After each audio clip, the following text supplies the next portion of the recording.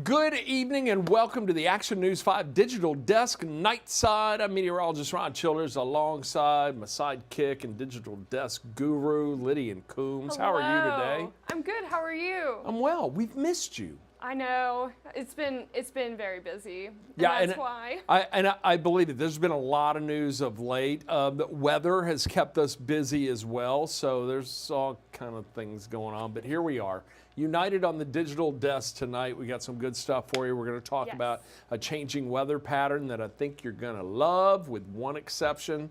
I'll tell you what that exception is coming up in just a moment. In the meantime, Lydian has also assembled some incredible news stories. That I did, Ron. The biggie today. You want to go ahead and just give them the biggie? Let's go ahead and this is the one everybody's talking about. Here we go. So, yes, the big story today, the big announcement, Elon Musk is going to build the world's largest supercomputer in Memphis. The world's largest supercomputer. It's an AI supercomputer, yes. right? So XAI? Yes. So XAI is the name of one of his companies. He also has SpaceX. He owns Twitter. But this will essentially power the fuel and power the AI in his other companies. Wow. And you need a big facility to do that. And they might have found a location in Southwest Memphis. Nobody will confirm that this building, the old Electrolux building in West Memphis, kind of near downtown, is where they're going to build it. But today, the president and CEO of the Greater Memphis Chamber, Ted Townsend, he did mention the building today during the press conference where they made the announcement. So maybe. And we're seeing a lot of activity at that building too. Oh yeah. Even though it's empty. So and it has been. So it's a pretty good assumption, but nothing's been confirmed. Interesting. But yeah, it's a multi-billion-dollar investment. The exact number hasn't come out yet, but we know it's billions and billions of dollars. Wow.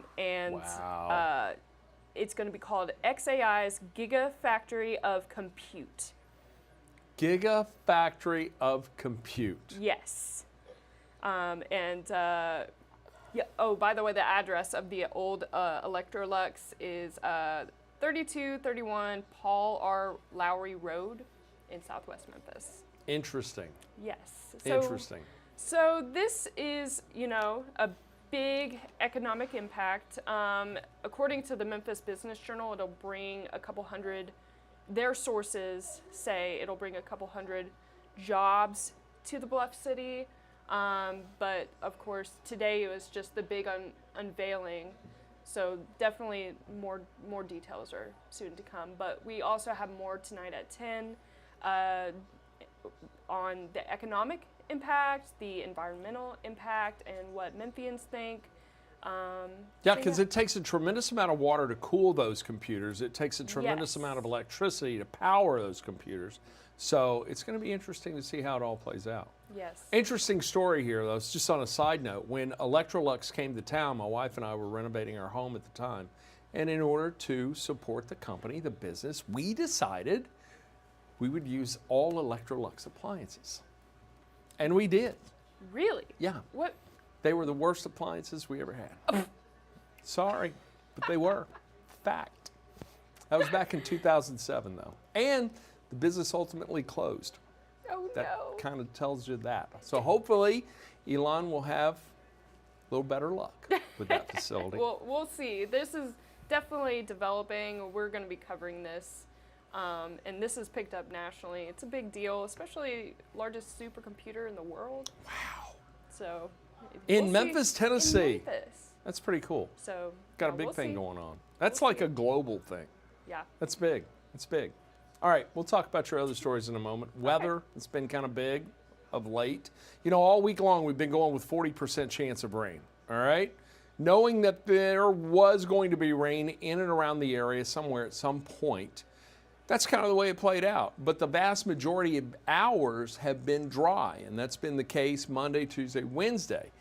Fortunately, This pattern's changing, and I tell you what, Lydian, we're going to wrap up the week with some great, great weather. Oh, great. I'm so excited. Let's get to it. Let me show you this. This is a beautiful shot from our Best Care Home Services camera. Sure This is looking towards downtown. A few clouds out there, but we're also seeing some breaks in the clouds. Union Avenue there on the left side of your screen, looking lovely this evening. Here's your first alert to a changing pattern. We had a few showers today, but it was dry for the most part for most of the area, including Memphis. We got no rain at the airport, no rain here in Midtown today.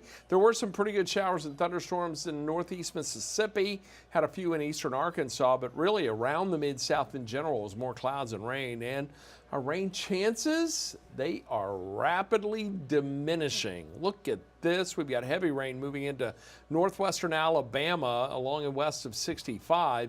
That's going to continue to move east and northeast, taking some of that rain into middle Tennessee. Still a couple of showers down around Lafayette County, but that's making a move out within the next hour. That should be gone. And the precipitation that was trying to move in from the west, making a dive south, and that too is dissipating as dry air is winning out. As a matter of fact, you can see the breaks in the clouds now. Still got a little cloud cover back to the west, but as we take a look at the big picture, we're looking at Oklahoma, Kansas, southern Missouri, Texas. There's dry air in place there. That's all going to be coming in from the west-northwest over the next 24 hours.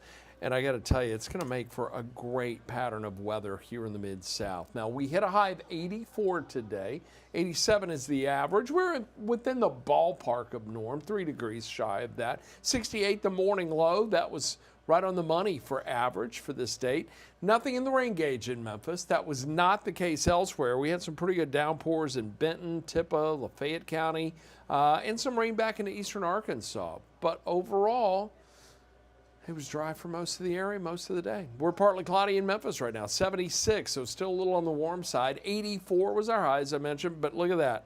Nothing in the rain gauge, not a zip. Wind still out of the southwest. Tonight, temps going to fall right around the upper 60s to near 70 in West Tennessee. Clouds are going to clear out gradually through the overnight hours. That'll be the case in northern Mississippi as well. Right around 71 in Marks, Clarksdale, Tunica 70, but upper 60s elsewhere. And in eastern Arkansas, clearing's going to take place a little sooner. You'll be able to drop a couple of degrees cooler, and we're looking at lows right around the mid-60s. For areas there, Helena on track to hit a high or hit an overnight low of 70, and I think you'll have a mostly clear sky for the overnight hours. By the way, if you got questions, you're watching on Facebook, drop them in the comments, and we'll answer what we can.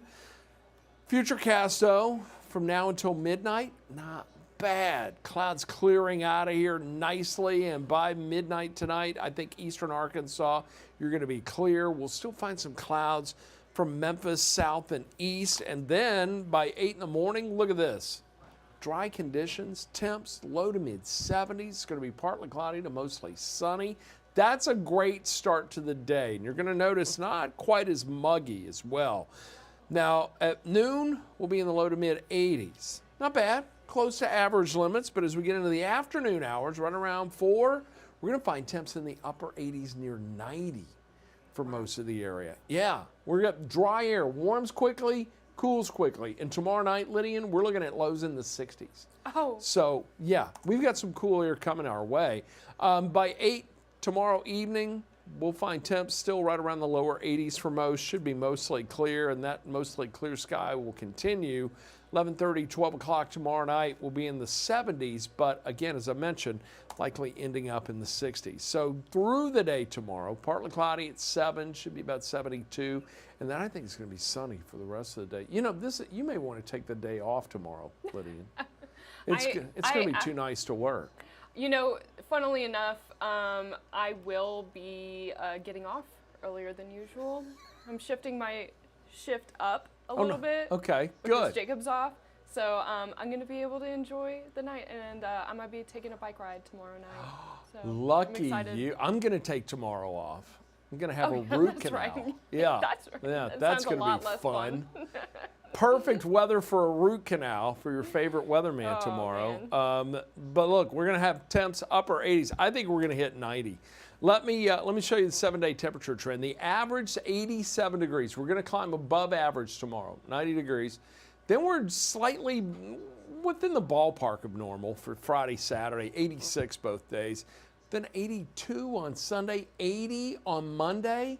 We got a little front that's coming in. We call it a backdoor front. It's going to be moving in from the north, and that is going to bring in some cooler air from the northern tier of the U.S. And while the western half of the U.S. bakes next week with temperatures in the triple digits, we're going to experience unseasonably cool temperatures here in the mid-south. We're looking again at 80 on Monday, but to get to those cooler temperatures, we got to go through a little rain first. Yep, looks like another round is going to come into play on Sunday. And as a matter of fact, Saturday evening, late Saturday night, there could be a little rain then. Now, once we get past Sunday, it should be dry for Monday, Tuesday, and Wednesday. Let's check it out. Partly cloudy Saturday, 86 the high. We'll have a west wind of 5 to 10 miles per hour. So we're still looking at dry air filtering into the area. 20% chance of a shower. And really, I think the day Saturday is going to be dry. But as we get to around 10, 11 o'clock Saturday night, there's probably going to be some showers developing, mainly to our north. But that spreads south. And Sunday, we're looking at scattered rain and thunderstorms, 82 the high. The rain chance, again, 40%. It is quite possible some folks get no rain out of this. Check out the long-range futurecast. Sunday morning, along and north of the 40 corridor, that's where the better chance for rain is going to come into play. So many could be waking up to rain Sunday morning. But notice, this is the European forecast model, by the way. It is showing dry conditions from Memphis south. I do think most of northern Mississippi will enjoy a relatively dry day. By 3 in the afternoon, mainly clouds, maybe a couple of stray showers here and there, but overall not a bad pattern. And then as we get to Sunday night, those clouds are still in play, but the rain should be gone, and that's going to lead to a wonderful, wonderful start to the work week for next week. So get the app. Get the Action News 5 First Alert Weather app. There you go. Look, it's free for Apple and Android products. Interactive radar, the hour-by-hour forecast. And with up and down temperatures coming your way, that daily forecast is going to be wonderful just to keep you abreast of what is going on. You're going to get some inside scoop from the Action News 5 First Alert Weather team as well. And it's free. Free 99. You'll find it in your app store. So just search First Alert app, and you will find it right there, or First Alert Weather in your Apple or Android store. So check it out, get the app, and I think you're gonna like the way it works and all the many options that it has. It's got earthquake data on there too. I'd love to go and see where earthquakes have occurred all around the world. That's amazing. You It can. just had an update, didn't it? Yeah, sure did. And it new updates. It updates with new functions, features, new user platform stuff, and it does it all on its own. You set the automatic updates, you're right there. It's fabulous. Anyway, I'm ready for I our love app it. to update. I love it. Yes, indeed. So, the Action News 5 First Alert Weather app. Get the app. Any questions? What do we got? So far, let's see. Hi to everybody watching, by the way, on Facebook. And also, you can see us tonight. We're on YouTube. We're on the Action News 5 app on Roku, Amazon Fire, and Apple TV. So if you have one of those streaming devices, go to the App Store and download the Action News 5 app. You'll find our little Nightside digital desk hits there and a whole host of other just great stuff. Kim Clark's 5-star stories. You can watch the newscast there too. We stream our newscast live on those apps. Now that I talked, and Lydian, what do we got? I don't see any questions, Ron, Okay. except for people asking if it was going to rain in their area. Feel free to go back and look at what Ron said about, the area. And I think the rain's done. I do. There may be a couple of sprinkles between now and about midnight, but I really think no matter where you are in the Action News 5 coverage area, got a little rain down around southeastern Lafayette County right now, but that's going to eject out of here. The rest of the night, the rest of the Mid-South should enjoy some tranquil conditions and a gradually clearing sky. Skies are going to clear from northwest to southeast through the overnight. You're going to wake up to sun in the morning. So that should answer everybody's questions. And everybody always wants to know, what time is it going to rain at my house? That is a running joke amongst meteorologists, too. When we see each other and we'll be talking, catching up on the weather, and the big question is always, well, what time is it going to rain at my house? Because that's all anybody really cares about, right. you know? You don't care what's going on at somebody else's house. What's it going to do at your house? Yeah. I get that. I and understand. this is why you should get the app. Get the app. Get the app. Get the apps for your specific the app. location. Yes, get the Action News 5 First Alert Weather app. What other news stories you got for us? Good stuff? Yes. Okay, so let me pull up what I have next. Lydian is the digital guru. You really are. All right, so we've been talking about this today just because, commuting, traffic, Yes. it's something we deal with every day. Mm-hmm. And for those who live or commute using Elvis Presley Boulevard, we got some sad news. The construction that has been going on for years isn't going to end anytime soon. TDOT, who is overseeing the project, sent out a release recently, sometime this week, saying that the construction on Elvis Presley is not included in its current fiscally constrained 10-year project plan.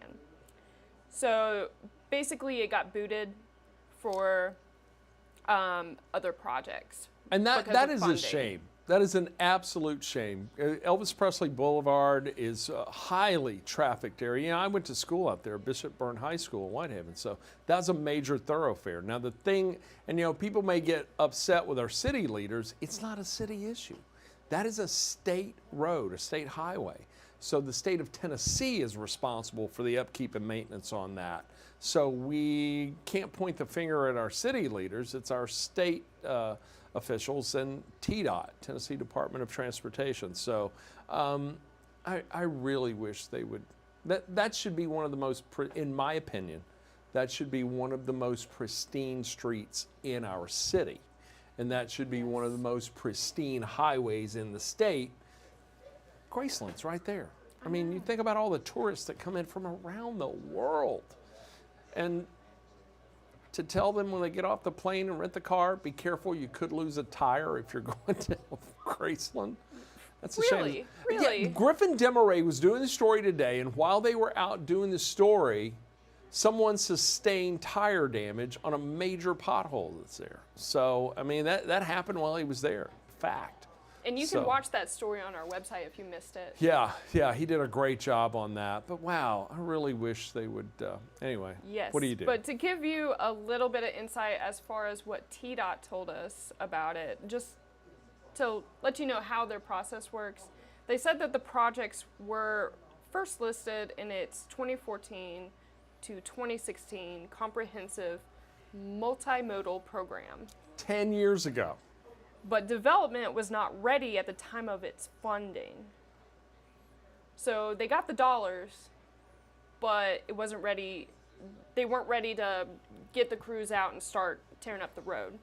So the funding was allocated to other projects. So yeah, they're putting a halt on it because they don't have a specific account that holds funds for this project. They spend all their project dollars each year as to not risk federal funding. And yeah, just all the money went poof to other projects across the state. So that's sad. Yes. That is very sad. So we had the money, they moved the money. But the city is trying to negotiate with TDOT on this, saying, hey, no, we need this finished. So we will keep, if we get updates on this, we will be sure to share them. I would love to see our city and county officials putting heat on the state, because that brings in a lot of, Graceland brings a lot of money into Memphis. And there are some fabulous businesses on Elvis Presley Boulevard. Some great restaurants, some great shopping, and that community as a whole deserves a lovely thoroughfare. Yes. So anyway. Again, it's just my opinion. Doesn't matter. We can. I'll probably get in Your trouble for opinion this. matters. No, I'll get in trouble for this. Oh, okay. Well, we'll move on. How about that? Yeah, we better. Okay, so do you watch Wheel, Ron? I do. You know, I wanted to be a game show host. That was the whole reason for my getting into television way back in the late 80s. I was going to be a game show host. I worked for a guy named Wink Martindale for a few years when he had a restaurant, or a couple of years when he had a restaurant in Overton Square. Wink was a great guy, but I loved that lifestyle. And then I'm thinking, wow, okay, I don't want to do radio now. I want to be a game show host. So got into television. Here I am today. Did not become a game show host. I'm a weatherman instead. Worked out well, though. Chat, put it in the comments if you think that Ron should switch career paths right now. I'm too old. I aged out now. No. Ryan Seacrest No. is getting the gig.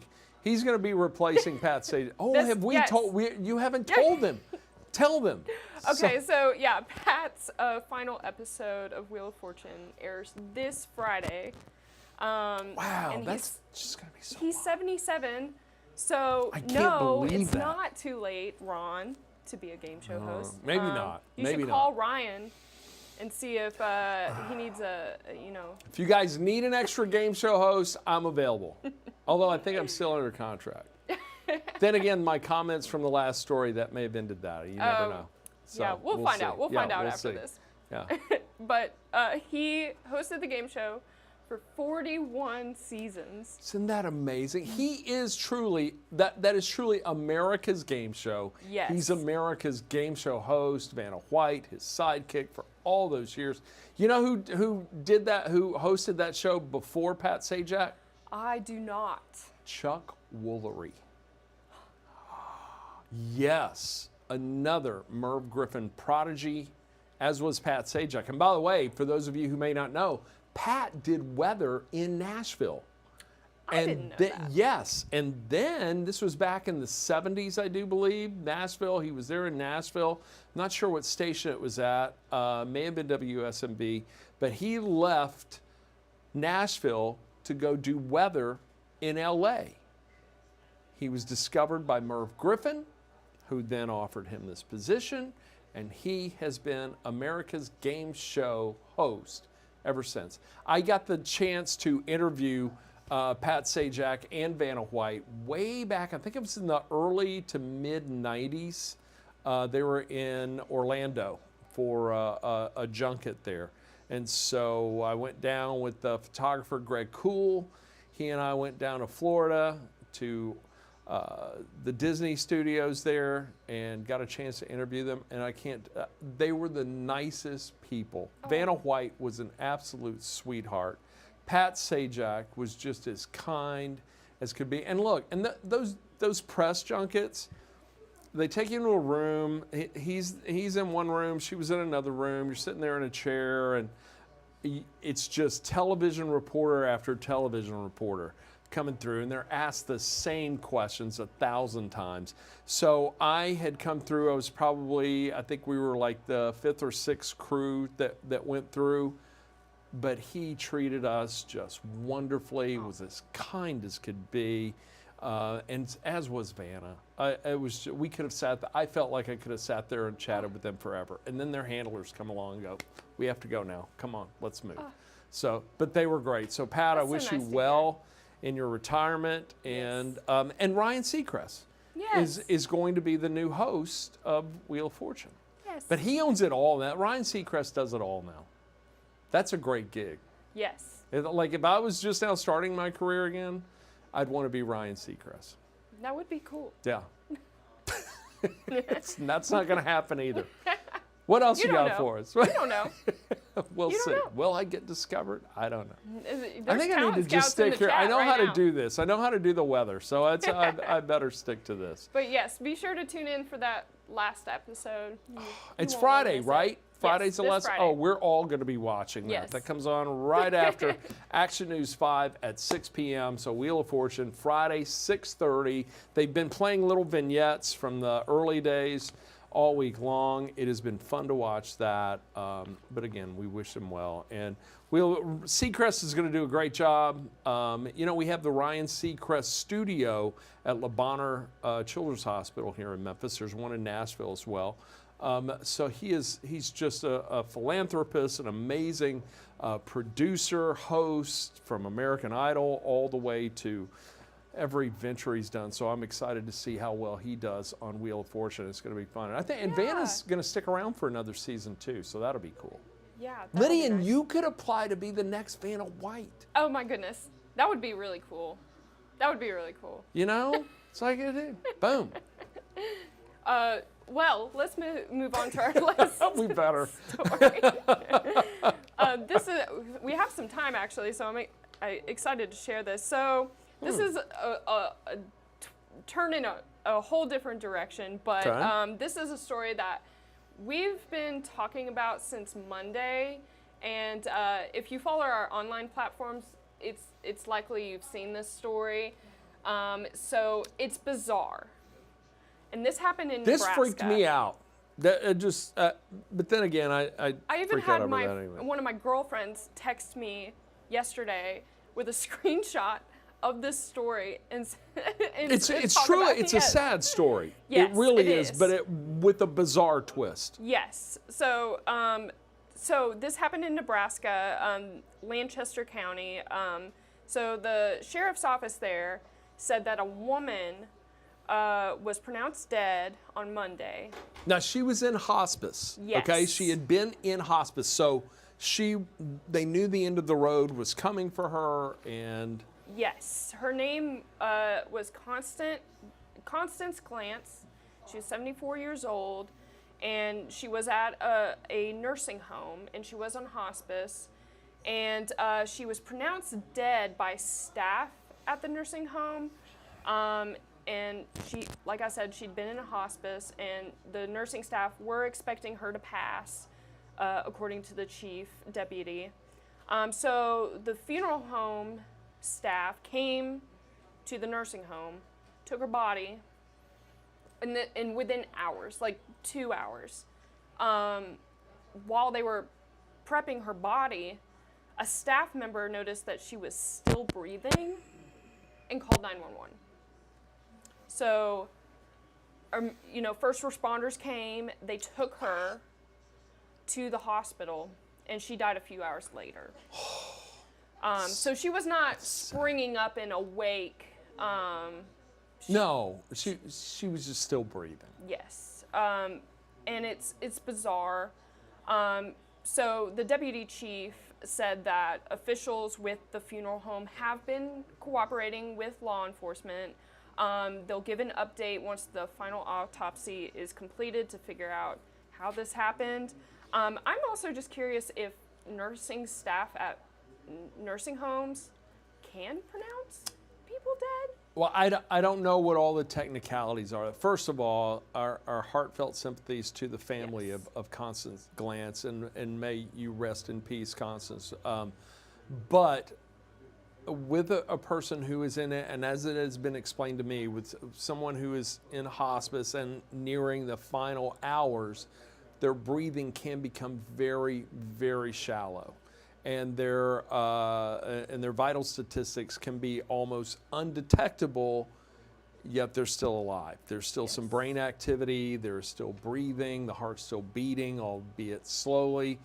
And maybe when they came in to check the heartbeat, there was, I don't know. I mean, Yeah. I'm just speculating here, but she did ultimately pass, and again, God rest her soul, and but what a bizarre story. It is bizarre. Yeah, and I kind of feel for her family too, because when you lose a loved one, it's tough. It is difficult, and those of you who have, you know what I'm talking about. Those of you who haven't, it's probably one of the most difficult points of your life. But then to have this kind of just splayed across news outlets and platforms everywhere.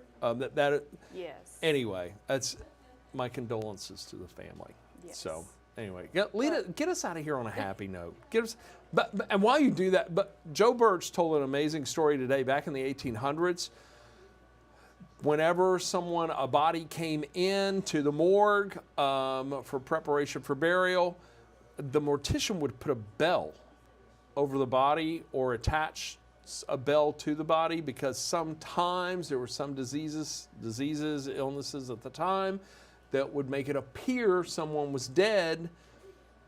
And if the mortician heard that bell ring, they would then know, well, they're not dead yet. So, interesting. He tells the story much better than I did, though. But it was a good story. And true. I Googled it. History is fun. Fun facts about history. It's one of those few times Joe Birch is telling a story. It's a good one, Joe. I'm not sure I believe that, though. But yeah, I Googled it. Anyway, what else you got for us, Lydian? Oh, that's all we have time for today, Ron. Oh, okay. So we will leave you on that note. Did we say get the app? We did, didn't we? Get the app. Get the app. Get the Action News 5 First Alert weather app. Hey, look, I'm going to be out for tomorrow. Friday's my normal day off. I'll be back in here on Sunday tracking the weather. We do have some rain coming into play. Sunshine tomorrow. We'll hit 90, but I think it's going to feel pretty good. Mid-80s on Friday. Great weather there. So if you got a couple of PTO days, maybe, I don't know. But Lydian, thank you for all the research you do to put together our stories. Thank you, Ron. Thank you for turning all this stuff on. Oh, yes. I don't know how any of this works. There's a lot of screens. There's a lot of screens. There's a lot of screens, and there's a lot of buttons, the whole 9 yards. I just know how to work the weather computer. So anyway, thank you all for joining us here on the Action News 5 Digital Desk Nightside. We invite you to join Andrew Douglas tomorrow. Or wait, is Dice out tomorrow? He is, isn't he? He's on vacay, I do believe. So.